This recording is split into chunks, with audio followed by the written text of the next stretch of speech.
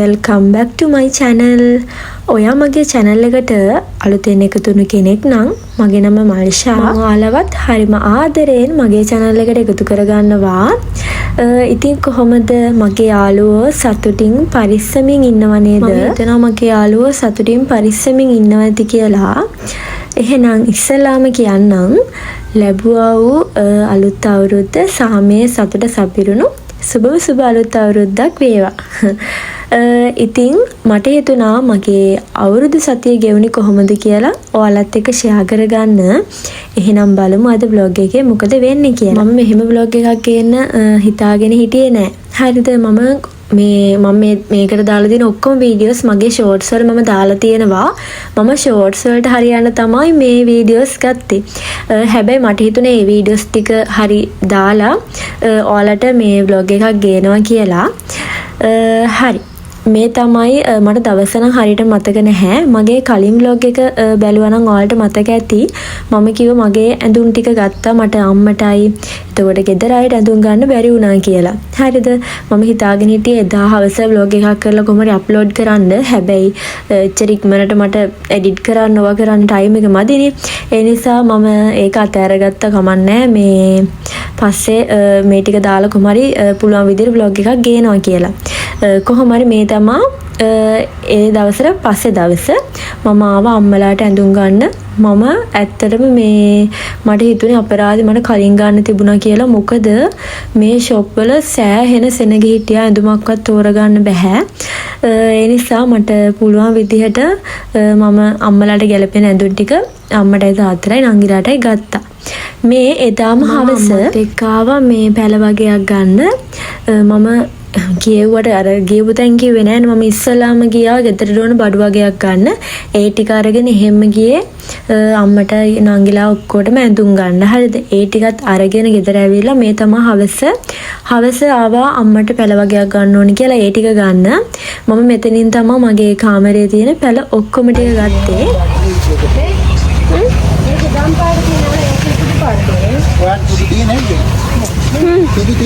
අර හිටවනනේ පැර ටිකත් අරගෙන ඔක්කොම කළා. මම ගෙදර ගිහිලා ආයෙ ලෑස්ති වෙලා මම පොඩි ගමනක් ගියා. ඒත් මගේ වැඩකට මට එතන නම් වීඩියෝස් ගන්න බැරි වුණා. ඊට පස්සේ වැඩ ඉවර වෙලා මේ හවස නෙමෙයි දැන් රෑ වෙලාව 8:00ට වගේ මම කොහොමත් මේ සතියෙම ටිකක් බිසි. හරිද? කඩේ ඉන්නවා. ඊට පස්සේ තාත්තා ගෙදර හිටියෙත් නෑ. එහෙනම් මම තමයි ගොඩක් වෙලාවට කඩේ ඉන්නේ. හරිද? එතකොට ඒ වැඩ එතක මට වෙලාවට vlog එකක් කරගන්නත් බැරුණා. ගිය සැරේ vlog එක මගේ පරක්කුනේ ඒ නිසා මම නැත්තම් පුළුවන් තරම් කලින් සෙනසුරාදා වගේ අරගෙන එන්න බලනවානේ. ඒ හින්දා තමයි වෙලාවට ඔය vlogs මගේ පරක්කු වෙන්නේ. ඔහොම තමයි අද දවස ගෙවුනේ. ඔයාලට කොහොමද? මට අහන්නත් බැරි වුණානේ. ඔයාලගේ අවුරුදු සරුයිද? අවුරුදු හොඳයිද? නෑගම් ගියාද? ඊට පස්සේ ට්‍රිප් ගියාද? අපිට නම් මේ සැරේ එහෙම ට්‍රිප් එකක්වත් යන්න බැරි වුණා.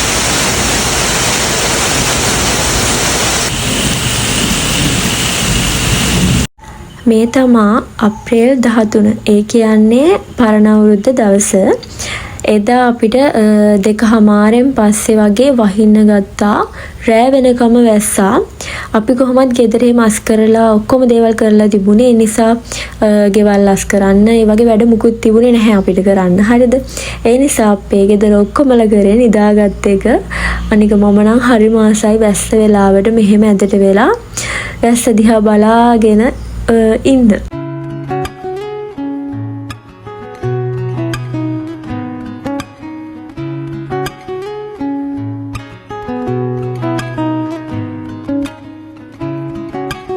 එහෙනම් හැමෝටම සුබ අලුත් අවුරුද්දක් වේවා. මේ තමයි අප්‍රේල් 14 වෙනිදා. ඒ කියන්නේ අලුත් අවුරුද්ද දවස.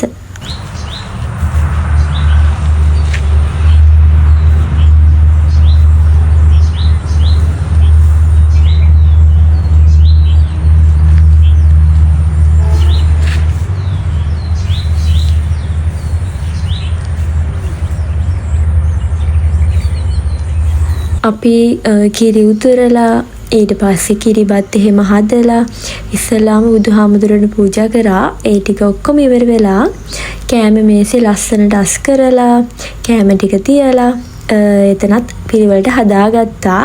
ඉතින් කොහොමද ඔයාලා මොනවාද හැදුව කැවිලි වර්ග? මේ සැරේ අපේ ගෙදර නම් කැවිලි වර්ග වලින් හැදුවේ කොකිසුයි මේ මුං කැවුනුයි විතරයි. අනිත් ඔක්කොම අපිට අපේ අඳුරන නැන්ද කෙනෙක් ඉඳලා එයා තමයි දුන්නේ. කොහොමත් එයාලා මේ අනිවාර්යයෙන්ම කැවිලි ගොඩාක් හදනවා. ඒ නිසා මේ එයාලා දෙනවා. එහෙනම් ඉතින් එයාලා අපිට දුන්නා මේ කැවිලි ටික ඔයාලා තියාගන්න කියලා. හරි. ඔහොම තමයි ඉතින් අවුරුදු දවසත් ගෙවුනේ. විශේෂ දෙයක් නැහැ. ඊට පස්සේ දවස් 2ක් විතර නම් අපි ගෙදර හිටියේ නැහැ. තාත්තගේ යාළුවෙක්ගේ ගෙදරක ගියා. ඊට පස්සේ දවසේ අම්මගේ යාළුවෙක්ගේ ගෙදර ගියා. ඔය නෑදෑයෝ අගේවල් වලට ආවා. ඔහොම තමයි ඉතින් අලුත් අවුරුද්ද දවසයි පස්සේ දවස් 2-3යි ගෙවුනේ. හැබැයි ඇත්තටම ඉස්සර පොඩි කාලේ අවුරුදු වෙනවා කියද්දි දැනෙන ඒ හැඟීම දැන් අපි ළඟ නැහැ. ඔයාලටත් එහෙමද දන්නේ? මට නම් එහෙමයි. ඉස්සර මේ ටීවී එකේ වුණත් දැන් අවුරුද්දට මෙච්චර දවසයි තියෙන්නේ, තව දවස් 3යි, තව දවස් 2යි කියලා මේ දානවනේ. එතකොට ඉතින් හරිම ඉවසිල්ලක් නැතුව බලාගෙන ඉන්නේ අවුරුදු එනකම්. හැබැයි දැන් නම් එහෙම ලොකු ආසාවක් නෑ අවුරුදු වෙන එකට. අවුරුදු කියලා එහෙම දින ගණන් කරන්නේ නැහැ.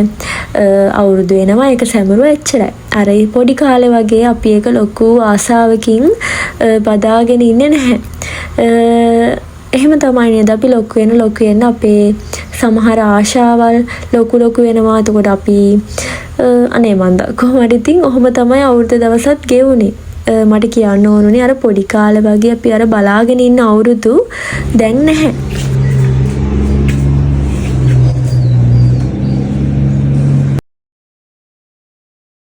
මේ තමයි දවස් 2කට විතර පස්සේ මම ඔයාලට කිව්වේ අර අපි මෙහෙ ගියා කියලා.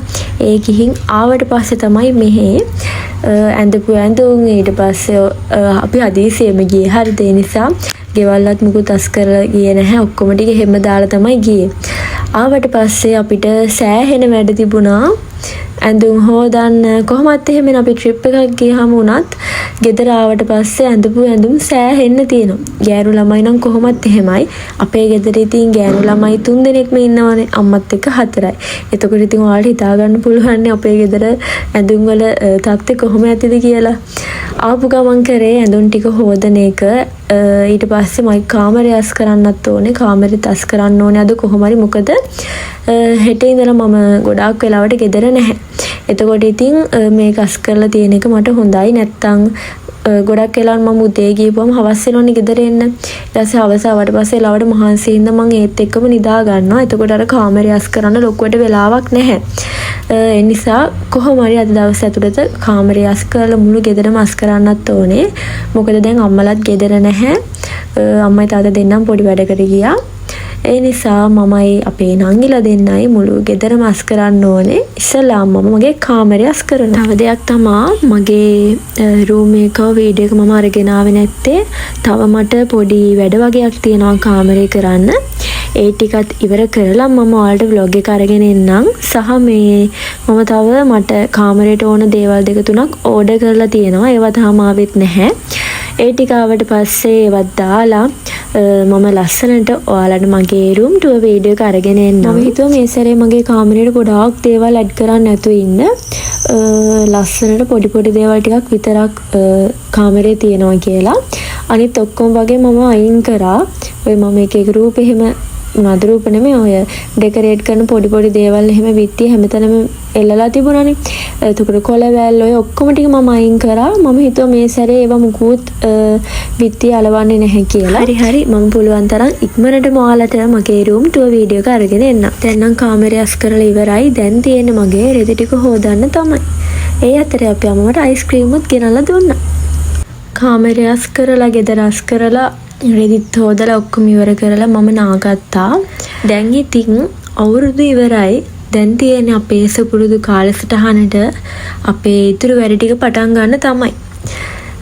බලන්නකෝ ඉක්මනට කාලය යනවා. මට නම් දැන් ඊයේ වගේ නිකන් අවුරුදු ඒ තරම් ඉක්මනටම කාලේ ගිහෙල්ලා රෙදි ටිකත් වනලා ඉවර වෙලා ඊට පස්සේ මේ මම පොඩි කේ ඩ්‍රාමා එකක් බැලුවා. මේක නම් ඔයාලා හොඳටම දන්නවනේ. මට මේ කතාව කොච්චර බැලුවත් එපා වෙන්නේ නැහැ. ඒ අතරේ බලන්නකො අපේ කුකුයි අපේ කලුයි හරිම ආදරෙන් ඉන්නවා. මේ ඒ දෙන්න ඔහොම හිටියද හැම වෙලේම මරා ගන්නවා. අපි තමයි ඔහොම තියලා තිබ්බේ. ඊට පස්සේ අපේ මේ කලු එකපාරටම නැගිටුණා. හරිද? හැරුණා. එතකොට තමයි දැක්කේ මේ කුකු එතන ඉන්නවා කියලා. ඊට පස්සේ බය වුණා. ඔහොම තමයි ඉතින් අපේ ගෙදර පූස් බලු ප්‍රශ්න. ඊට පස්සේ හවස් වෙලා රුවන්වැලි සෑයට ආවා. මට කොහොමත් මේ දවස් ටිකේම රුවන්වැලි සෑයට නිදාසේ යන්න වෙලාවක් තිබුණෙම නැහැ.